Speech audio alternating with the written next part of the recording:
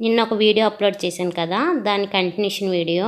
నేను స్కూల్కి వెళ్ళానని చెప్పా కదా, అక్కడ మా పిల్లల్ని అడిగాను ఏం స్నాక్స్ చేయమంటారు ఈవినింగ్ మీరు వచ్చేసరికి అని అడిగాను. చిన్న బాబేమో చక్రాలు చేయమన్నాడు, పెద్ద బాబేమో గోధుమ పిండితో చిప్స్ చేసి హనీలో వేయమంటాడు. అదే హనీ అంటే బెల్ల పాకంలో వేయమని చెప్పాడు.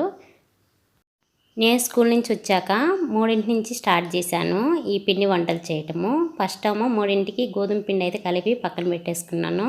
తర్వాత చక్రాలు అయితే తయారు చేశాను. చక్రాలు చేయడానికి గంట టైం పట్టింది.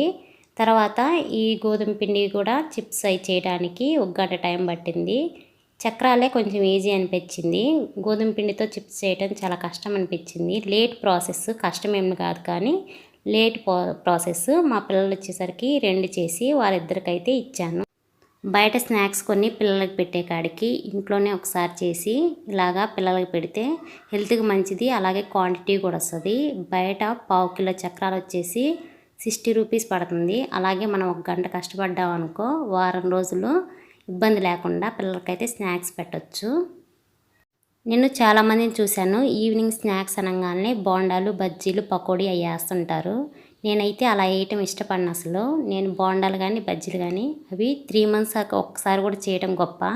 అవి ఎక్కువగా చేయను. వాటి బదులుగా ఈ చక్రాలు, చెక్కలు అవి చేసామనుకో ఒకే రోజు ఆయిల్ తిన్నామని ఫీలింగ్ ఉండదు. ప్లస్ వారం రోజుకి స్నాక్స్ అనేది ఇబ్బంది లేకుండా తింటాము అన్నట్టుగా ఇవే చేస్తాను. ఈ గోధుమ పిండి చిప్స్ చేసేటప్పుడు మా హస్బెండ్ అయితే హెల్ప్ చేశారు. చపాతీ చేయడం కానీ వాటిని కట్ చేయడం కానీ మా హస్బెండ్ అయితే హెల్ప్ చేశారు. మీరు అనుకోవచ్చు ఈ 2 స్నాక్స్ ఒకే రోజు చేయకపోతే ఏమవుతుంది అని. మా పిల్లలు 2 అడిగారు. 2 అడిగితే చేయకపోతే ఒకటి చేసి ఇంకోటి చేయకపోతే మిగతా అబ్బాయి ఫీల్ అవుతాడు అని నేను 2 అయితే చేశాను. ఎప్పుడూ ఇలాగే చేయను.